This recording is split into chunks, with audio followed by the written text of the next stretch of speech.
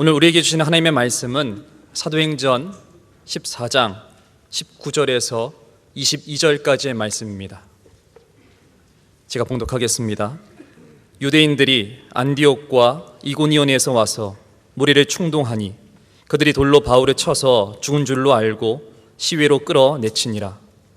제자들이 둘러섰을 때에 바울이 일어나 그 성에 들어갔다가 이튿날 바나바와 함께 더베로 가서 복음을 그 성에서 전하여 많은 사람을 제자로 삼고 루스드라와 이고니온과 안디옥으로 돌아가서 제자들의 마음을 굳게 하여 이 믿음에 머물러 있으라 권하고 또 우리가 하나님의 나라에 들어가려면 많은 환난을 겪어야 할 것이라 하고. 아멘. 지난 화요일이 구정 연휴 마지막 날이었습니다. 그날 서울 최저기온이 영하 17도였습니다. 근래 들어서 가장 추운 날이었습니다. 바람까지 많이 불어가지고 그 겨울 맛을 아주 톡톡하게 경험을 했던 날이었습니다. 참 오랜만에 그날 저는 가까운 대모산 또 구룡사 산에 올라갔습니다. 얼마나 춥던지요. 근데 가다가 보니까 지난 그 여름 태풍 때 뿌리가 뽑혀가지고 쓰러진 나무가 있어요. 늘 지나던 길에 그 나무가 늘 놓여져 있었습니다. 근데 몇 개월 전 가을 때까지만 해도 뿌리는 뽑혔지만은 남은 이파리들이 색깔을 잃지 않고 꽤 오랫동안 몇 개월을 버티더라고요. 근데 이번에 가서 보니까 이파리들이 다 떨어졌어요. 수분 공급이 안 되니까 죽은 거지요. 생명의 회복이 안 된 거지요. 그런데 조금 이렇게 더 가다 보니까 진달래 나무들이 있는데요. 진달래꽃 나무들. 대모산에 꽤 많습니다. 여기저기에. 근데 가까이 가서 보니까 그 진달래꽃 나무에 가지 끄트머리마다 참 무수히 많은 이 꽃망울들이 이렇게 금방이라도 필 것처럼 매달려 있어요. 그러니까 세상은 온통 얼어붙어 있는데 이 꽃망울들은 금방이라도 터질 것처럼 봄을 기다리고 있는 모습을 보았습니다. 생명의 부활이죠. 언 땅 눈에 보이지 않지만 이 밑에서는 지금도 씨앗이 자라고 다가올 봄을 기다리고 있습니다. 그야말로 이 생명의 회복 탄력성이라고 부를 수 있지 않을까. 회복 탄력성이라는 이 단어가 지금은 그렇게 낯설지는 않습니다. 회복 탄력성이라는 게 뭘까? 이게 국어사전을 보니까 이렇게 정의가 되어 있어요. 실패나 부정적인 상황을 극복하고 원래의 안정된 심리를 되찾는 성질이나 능력. 이걸 좀 줄여보면 이런 정의도 있습니다. 역경이나 고난을 이겨내는 긍정적인 힘. 새해가 됐지만 뭐 역경, 고난, 어려움 이건 늘 우리에게 있잖아요. 근데 이걸 이겨내는 긍정적인 에너지, 긍정적인 힘, 이걸 회복 탄력성 이렇게 부릅니다. 근데 원래 이 회복 탄력성이라는 이 단어를 처음 만든 사람은 미국의 심리학자인 에미 워너라는 사람입니다. 에미 워너, 미국의 심리학자. 이 단어가 나온 배경이 있어요. 좀 오래됐습니다만 1950년대부터 큰 실험 하나를 미국에서 시작을 했습니다. 800명도 넘는 사람들을 대상으로 해서 실험을 한 거예요. 그리고 이 실험이 무려 30년 이상을 끌었습니다. 그리고 그 결과로 나오게 된 게 이 회복 탄력성이라는 단어예요. 이 에미 워너라는 심리학자가 800명도 훨씬 넘는 사람들 중에서 201명을 따로 골라냈답니다. 201명. 어떤 사람들을 일부러 선택을 했는가 하면 최악의 환경을 가지고 있는 사람들. 그러니까 이제 흔히 말하는 고위험군에 속하는 이런 가정 환경을 갖고 출생을 할 아이들. 그러니까 아이들을 선택한 거예요. 어린 영아들을. 누가 봐도 여기서 훌륭한 인품을 가진 사람 나오기 어렵겠다라고 생각이 될 만한 객관적으로 최악의 환경 조건을 갖고 있는 201명을 선택을 했습니다. 일부러. 그리고는 이 사람들을 30년 이상을 추적을 한 거예요. 과연 이 사람들이 어떻게 자랄까? 어떤 삶의 궤적을 그려갈까? 이제 심리학자의 눈으로 이걸 관찰을 한 거지요. 그러니까 공통점이 뭔가 하면 모두가 다 극빈층이에요. 201명 다. 그리고 가정 불화 공통적으로 부모가 별거를 하고 있거나 이혼을 하고 있거나, 그리고는 아빠나 엄마가 알코올 중독, 아니면 두 사람 다 알코올 중독인 이런 가정이에요. 정신질환을 가지고 있는 가정도 대부분이고. 자, 여러분 한번 짐작을 해보시죠. 이 가정에서 태어난 아이들이 어떤 삶의 궤적을 그려갈까요? 애들이 어떻게 살아갈까요? 아이들이 이제 출생하고 어느 정도 나이가 되면 학교를 다니지 않습니까? 기대했던 그대로입니다. 예상했던 그대로. 학교 적응을 잘 못해요. 자꾸 문제를 일으킵니다. 학교 생활 적응 말할 것도 없고, 학습 장애는 말할 것도 없고, 자꾸 이제 폭력 이런 데 연루가 되고, 어려서부터 이제 소년원에 들락날락하고, 그리고 청소년 때부터 이제 범죄에 대한 기록들이 차근차근 쌓이게 되고, 그리고 어려서 나이가 적은데도 정신질환, 그리고 미혼모들도 적지가 않고 말이죠. 한마디로 이 사회의 부적응자입니다. 부모들이 그랬던 것처럼 이 아이들도, 그런 환경에서 태어난 아이들은 대부분 부적응자가 되는 거지요. 자, 그런데 이제 문제는 그 다음입니다. 이 에미 워너가 주목을 했던 것은 201명 중에서 약 3분의 1 정도, 그러니까 72명입니다. 정확하게는 72명은 예상했던 것과는 전혀 다른 삶의 궤적을 그리더라는 거예요. 환경 똑같이 최악의 고위험군에 속하는 아이들이에요. 그런데 그 중에서 보니까 이 3분의 1은 아이들이 명랑해요. 그리고 적응을 잘해요. 그리고 아주 매력적인 청년으로 성장을 하더라는 거예요. 학교 성적을 봐도 성적이 상당수는 상위권에 속해 있었습니다. 그리고 그 중에서는 미국의 명문대학에 장학금을 받고 입학을 한 이런 아이들도 있고요. 교우 관계도 대단히 원만해요. 친구들하고 잘 지내고 인정을 받고 잘 어울리고, 그러다 보니까 동아리 회장도 하고 전교 회장도 여기서 나오기도 하고 말이죠. 성격을 조사를 해보니까 성격도 대단히 긍정적이고 도덕적이고 자율적이고, 그야말로 어느 유복한 가정에서 자란 것 이상으로, 어떤 아이들은 훨씬 그 이상으로 아주 이상적인 청년으로 자라 있더라는 거예요.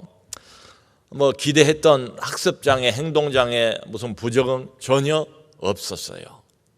그래서 이 심리학자가 의문을 가진 겁니다. 도대체 이게 뭔가, 이 아이들이 이렇게 자랄 수 있는 원동력이 뭘까? 그걸 이제 고심을 한 겁니다. 그러다가 이렇게 이제 결론을 내렸습니다. 삶의 어떠한 역경에도 굴복하지 않는 강인한 힘을 이 3분의 1은 공통적으로 가지고 있었다는 것이 발견이 됐습니다. 그리고 그것을 이름하여 회복 탄력성이다, 이렇게 이제 부르기 시작한 거예요. 자, 그런데 중요한 것은 이 3분의 1, 72명의 이 아이들은 어떤 공통점이 있더래요. 불우하고 최악의 환경에서 나고 자랐다는 것도 공통점이지만 이 아이들이 회복 탄력성을 갖게 된 이유가 이제 발견이 되는 거예요. 공통점을 갖고 있더라는 겁니다. 그게 뭔가 하면 이 아이들의 입장을 불우한 환경에서 계속 자라간 아이들이죠. 그 아이들의 입장을 받아주고 이해해주고 지지해주는 어른이 한 사람씩은 다 있더라는 것을 발견하게 되었습니다. 이게 이제 중요해요. 그게 엄마일 수도 있고 아빠일 수도 있고 할머니일 수도 있고 할아버지일 수도 있고 아니면 삼촌이나 이모일 수도 있고 어떤 아이들은 선생님일 수도 있고. 근데 어떤 경우든지 간에 아이의 있는 그대로 모습을 가까이에서 지켜봐 주고 언제든지 필요하면 아이에게 기댈 만한 언덕이 되어줄 만한 이런 어른들이 한 사람씩은 적어도 다 있더라. 그러면서 내린 결론이 바로 이겁니다. 사랑이 없이는 결코 강한 인간이 될 수 없다.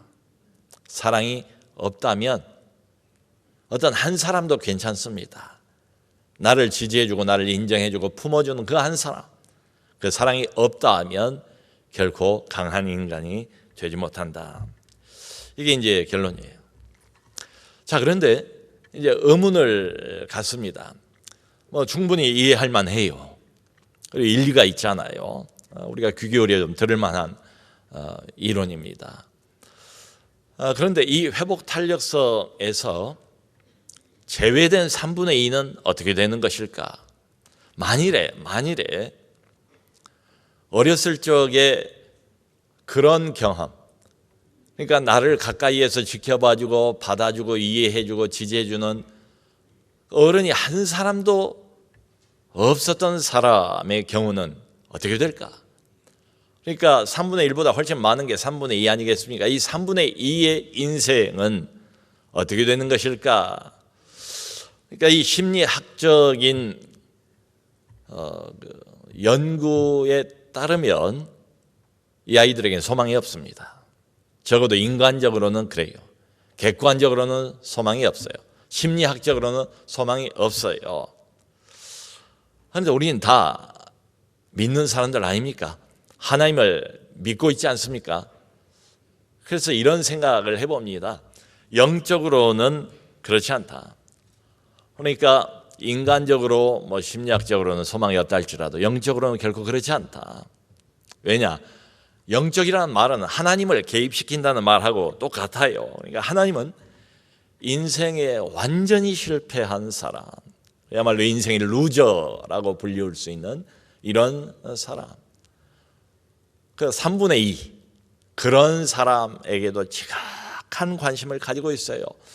아니 어떤 경우에는 보면 오히려 괜찮은 사람보다 괜찮지 못한 이 사회에 소외되고 이 사회에서 버림당한 것처럼 보이는 이런 사람들에게 우리 주께서 예수님께서 훨씬 더 많은 관심을 가지고 있지 않습니까? 그러니까 이렇게 말씀드릴 수 있을 것 같아요. 절망적인 처지에 놓여 있는 그 3분의 2와 같은 그런 사람들을 회복하는 게 바로 우리 하나님의 주특기가 아닌가 이런 생각을 해봐요. 여러분 작년도에 우리 고난주간 집회 때에 박효진 장로님이 오셨잖아요. 오셔서 참 며칠 동안 얼마나 재미도 있지만 얼마나 참 가슴 찡한 이런 간증을 들었습니까? 그분이 청송 교도소에서 악명 높은 오랫동안 교도관 생활을 했잖아요. 사회에서 3범, 4범 보통이고 5범, 6범, 10범 이상 그저 범죄와 전과로 얼룩져버린 그런 인생의 궤적을 살았던 사람들이에요. 여기 아까 그 3분의 2와 같은 이런 사람들, 대개는 불우한 가정 환경에서 자란 사람들이죠. 근데 이 사람들이 인생의 마지막에 하나님을 만났습니다. 예수 그리스도를 만나고 얼마나 그 삶이 180도 달라졌는가, 얼마나 빛나는 삶이 됐는가, 얼마나 다른 사람들에게 찡한 감동을 끼치는 영향력 있는 삶을 살다가 가는가, 그 간증을 우리가 계속 듣지 않았습니까? 그 박장로님께서 그래서 자신의 경험을 바탕으로 쓴 책이 있는데요. 그 책의 이름이 하나님은 고치지 못할 사람이 없다. 꼭 한번 보세요. 하나님은 고치지 못할 사람이 없다. 그 말이 맞지요. 여러분, 이게 바로 복음 아닙니까? 복음의 요약이 바로 이것 아닙니까? 심리학적으로는 3분의 2는 소망이 없다라고 할지라도 그러나 하나님은 고치지 못할 사람이 없다. 자, 그러므로 우리가 한 가지를 더 생각해야 되지 않을까? 회복 탄력성 참 좋은 단어인데 거기에다가 우리는 적어도 믿는 사람이니까 단어 하나를 더 붙여야 되지 않을까? 그래서 영적 회복 탄력성, 영적 회복 탄력성 이렇게 부를 수 있어요. 왜냐하면 인간이 한계를 느끼는 그 지점이 바로 하나님이 일을 시작하시는 그 지점입니다. 심리학이 끝이라고 말하는 그 지점이 하나님의 말씀이 본격적으로 시작되는 지점이기 때문에 그래요. 여러분, 이 심리적인 회복 탄력성은 훈련을 하고 내가 열심히 노력을 하면 얼마든지 향상을 할 수가 이제 점점 더 높일 수가 있대요. 그렇다면 이 영적 회복 탄력성은 어떤 것일까? 영적 회복 탄력성은 우선적으로 이건 은혜입니다. 하나님이 은혜로 선물로 우리에게 주시는 것, 이게 바로 영적 회복 탄력성이라고 생각합니다. 오늘 본문을 보면 사도 바울이 등장을 해요. 바울의 1차 선교 여행에 대한 기록이에요. 바울은 순교하기 전까지 3번에 걸쳐서 3차까지 선교 여행을 한 사람입니다. 근데 맨 첫 번째 선교 여행에 대한 기록이에요. 앞에서부터 제법 자세하게 지금 나와 있습니다. 읽어보면 바울이 이제 방문했던 지역이 쭉 나와요. 안디옥을 방문을 하고 이고니온을 거쳐서 지금은 본문에서는 루스드라라는 지역에서 복음을 전하고 있습니다. 근데 바울이 이렇게 거쳐왔던 그 지역들에서 주 예수의 복음을 전하지 않았겠습니까? 복음을 전했는데 오히려 이방인들은 마음을 열고 받아들인 사람들이 좀 있습니다. 예수의 복음을 아멘으로 받아들여요. 이방이지만 두 손 들고 하나님 앞에 나와요. 회개하고 예수 그리스도의 제자가 됩니다. 그런데 이걸 듣는 유대인들은 유독 반감을 갖습니다. 이제는 더 이상 유대인만을 하나님이 특별 취급하지 않는다. 그게 불편했던 거지요.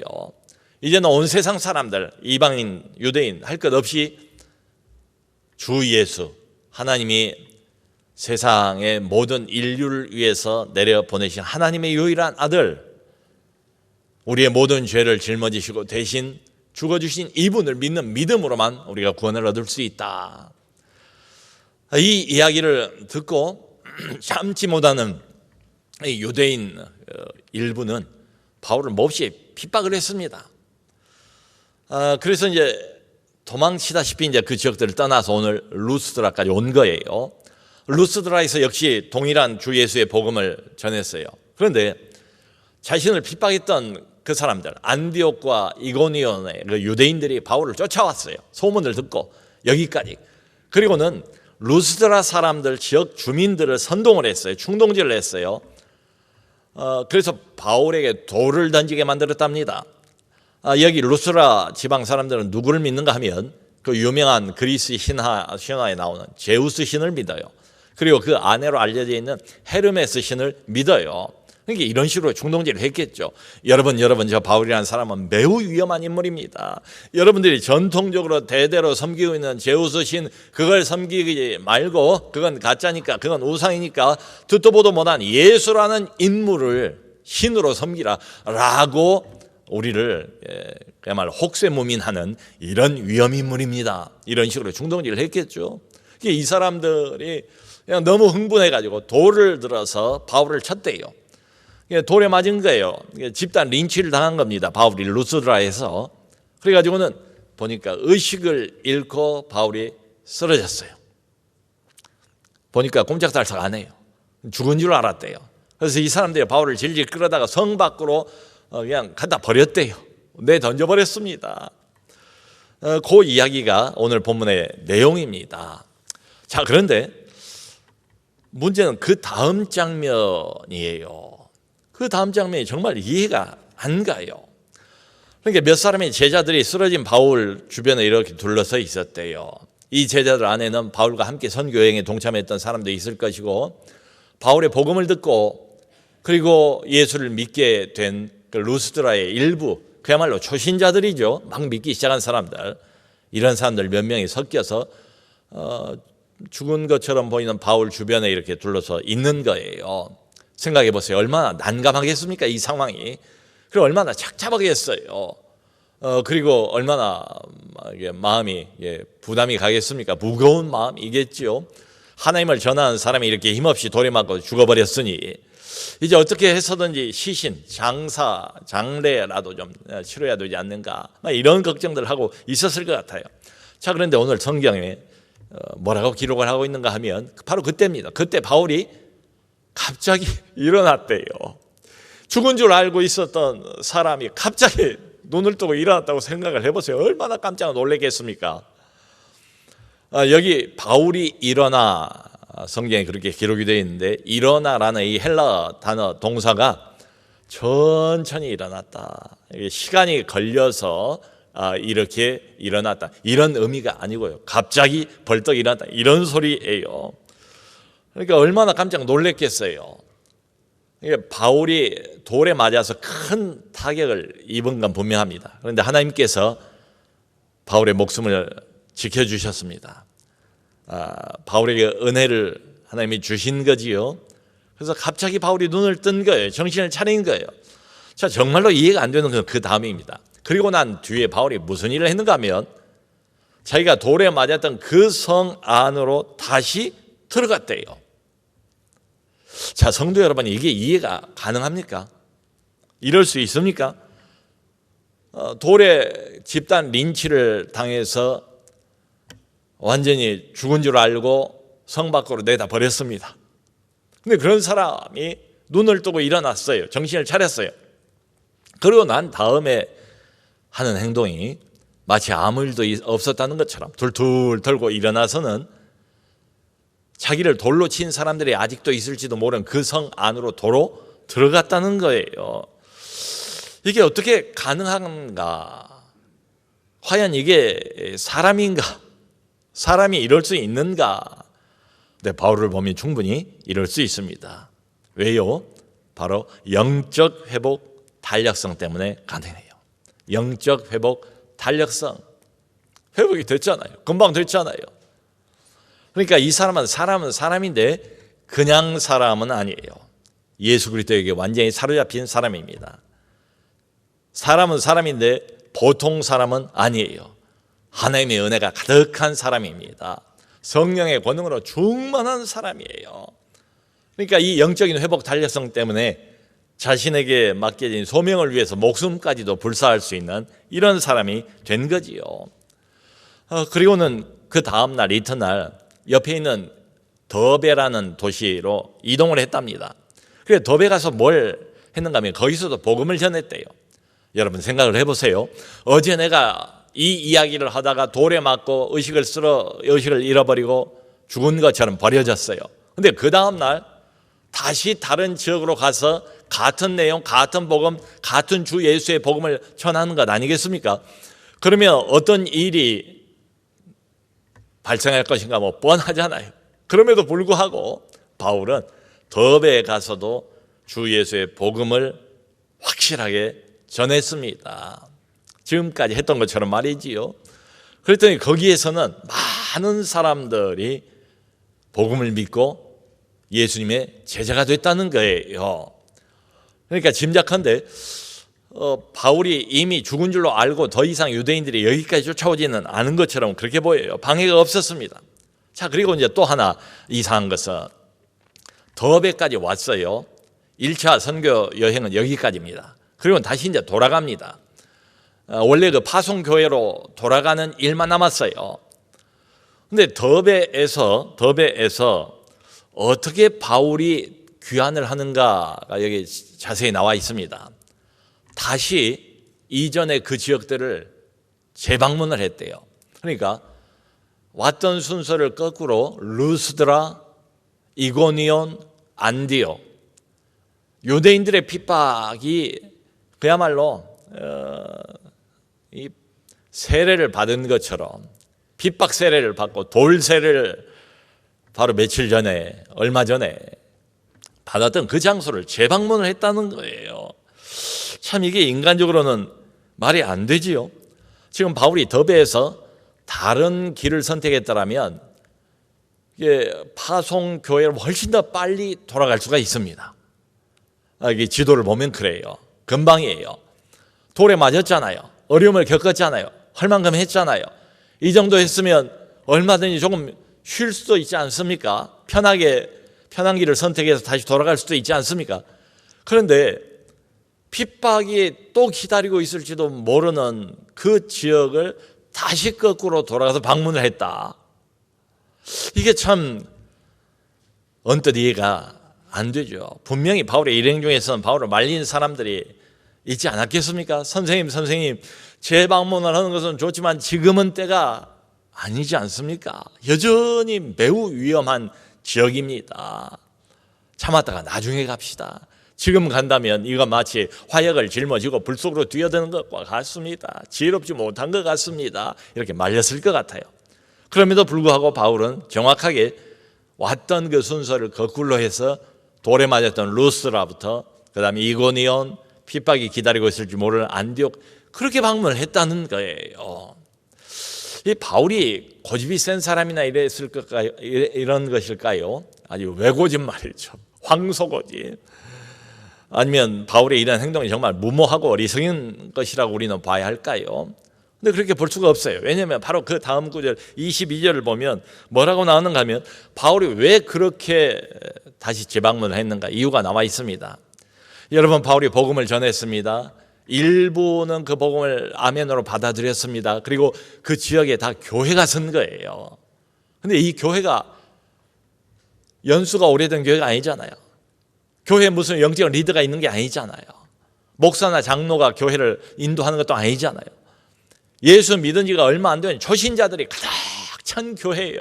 모든 교회가 다. 그러니까 돌아가면서 그 연약한 초신자들 아슬아슬하지 않습니까?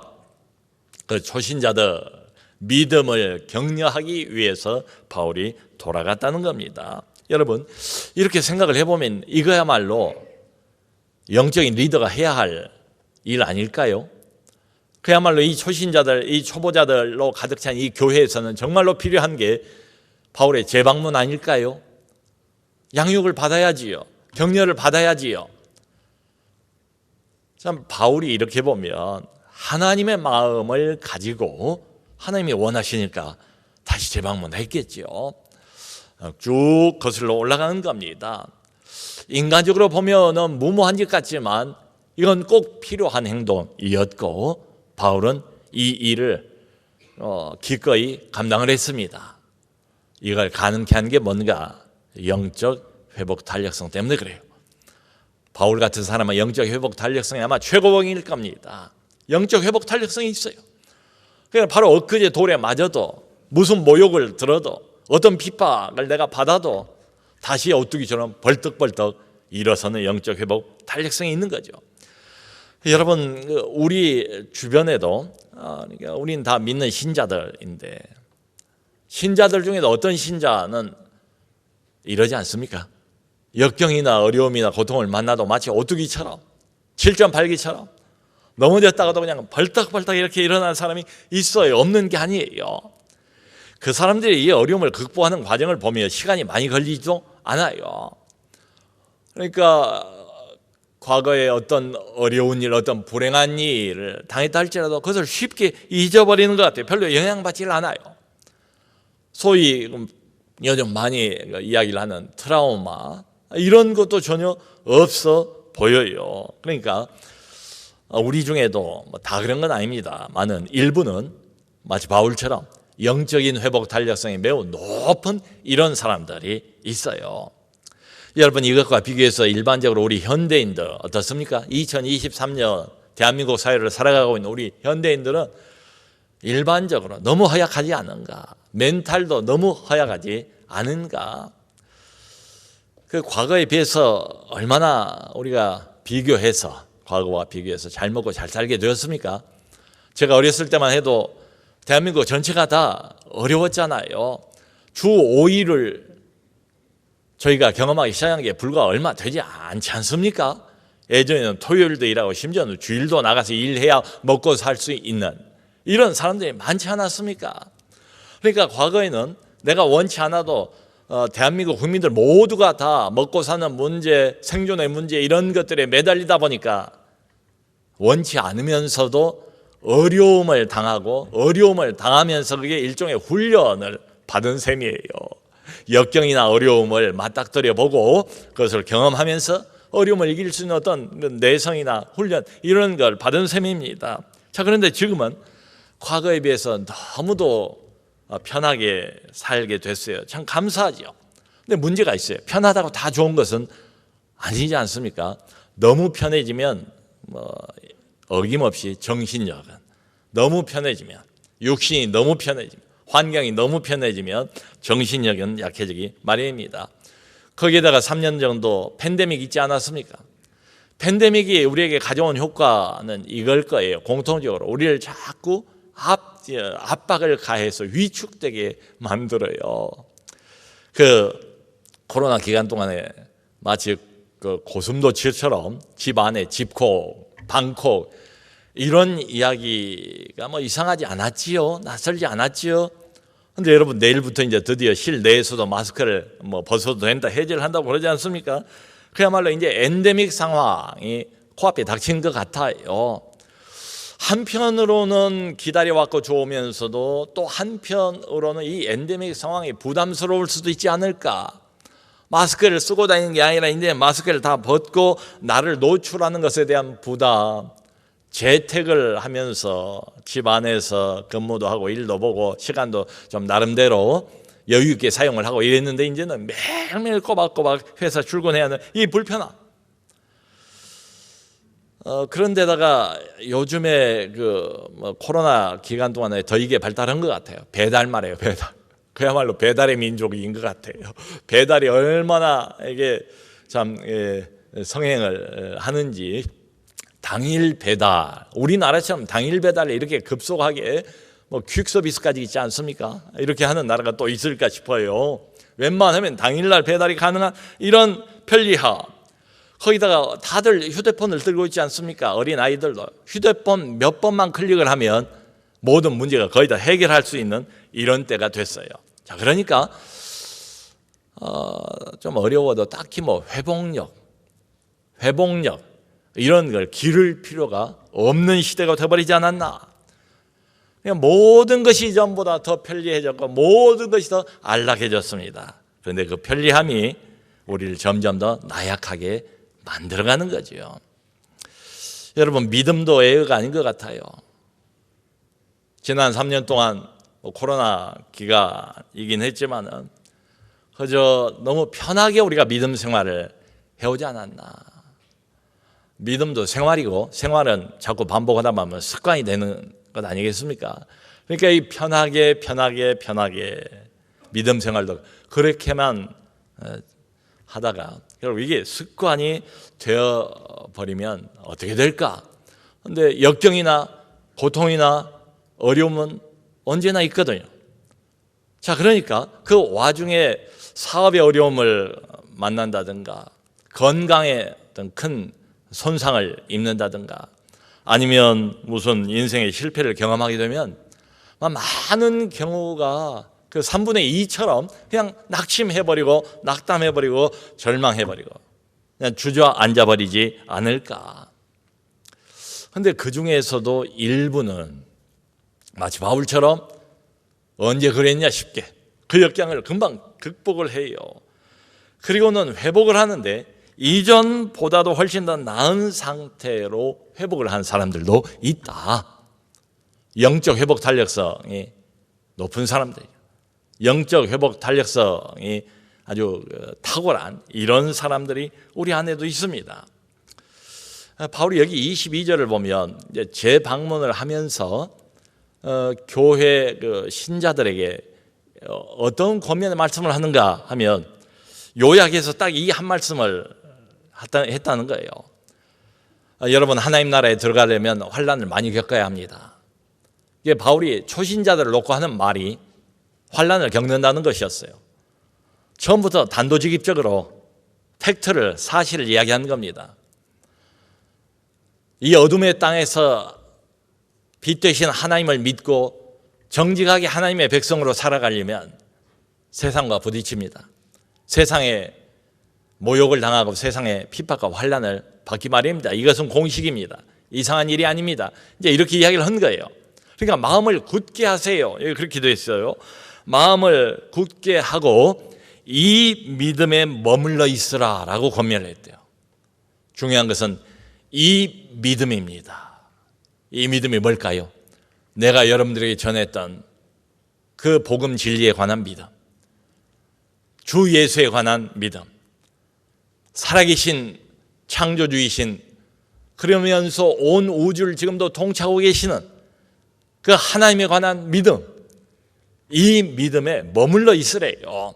그냥 조금만 방심하면, 조금만 우리가 나태해지면 이 믿음에서 미끄러지거나 이 믿음에서 벗어나 버릴 수 있으니까 그러지 말고 이 믿음에 꼭꼭 붙어 있으세요, 머물러 있으세요 라고 권면을 했다는 겁니다. 한마디로 앞으로 여러분들이 어떤 삶을 살아가든지 간에 믿음을 삶의 제1 원리로 삼으세요 라고 권면을 한 거예요. 여러분, 믿음, 바울이 말한 이 믿음, 하나님에 대한 믿음, 예수님에 대한 믿음, 이게 바로 영적 회복 탄력성의 핵심이에요. 바울이 그토록 탁월한 영적 회복 탄력성을 갖고 있었던 이유가 뭘까요? 바로 이거예요. 살아계신 하나님, 나를 선교사로 만드시고 부르시고 보내신, 내게 이 복음을 부탁하신 구주 예수 그리스도, 지금도 살아서 철장 권세를 가지고 온 세상을 다스리시는 그 하나님, 온 나라를 다스리면서 개인의 인생 하나하나까지도 책임지시고 보호하시고 보존하시고 이끌어 가시는 그 하나님에 대한 믿음, 이 믿음을 가지라. 이게 영적 회복 탄력성의 핵심입니다. 그러니까 나는 여전히 약해요. 나는 그래서 나를 신뢰할 수가 없어요. 그런데 내가 얼마든지 신뢰해도 좋은, 절대적인 신뢰를 보내도 좋은 분이 계시다. 그걸 믿는 거죠. 그분이 내 인생의 주인이시다. 그분이 나를 돕는 분이시다. 나는 한없이 약하지만 역경 앞에서 하나님은 그렇지 않다. 저분은 불가능이 없으신 그런 분이시다. 여러분, 아까 그 심리학자들이 마지막에 내놓은 결론이 있지 않습니까? 사랑이 없으면 결코 강한 인간이 될 수 없습니다. 그 말은 맞는 말이에요. 사랑이 있어야 돼요. 사랑을 먹어야 돼요. 사랑을 경험해야 돼요.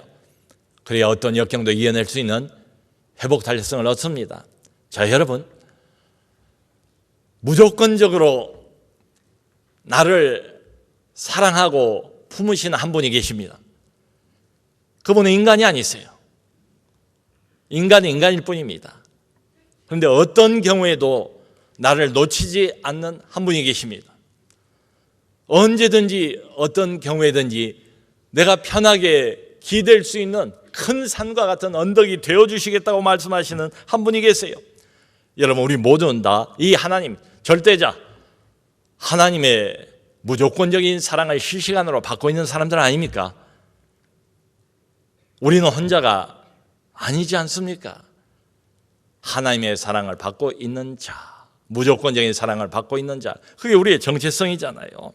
그러므로 사랑하는 성도 여러분, 2023년도에 어떤 역경, 어떤 어려움이 눈앞에 놓여 닿을지라도 이 믿음에 머물러 있으라. 이 믿음에서 벗어나지 마세요. 해결의 비법은 바로 여기 있습니다. 믿음입니다. 하나님을 향한 믿음, 예수님을 향한 그 믿음, 믿음을 가지시고 영적 회복 탄력성을 높이세요. 그리고 모든 역경을 믿음으로 극복하고 승리하는 우리 모두가 될 수 있기를 주님의 이름으로 축원합니다.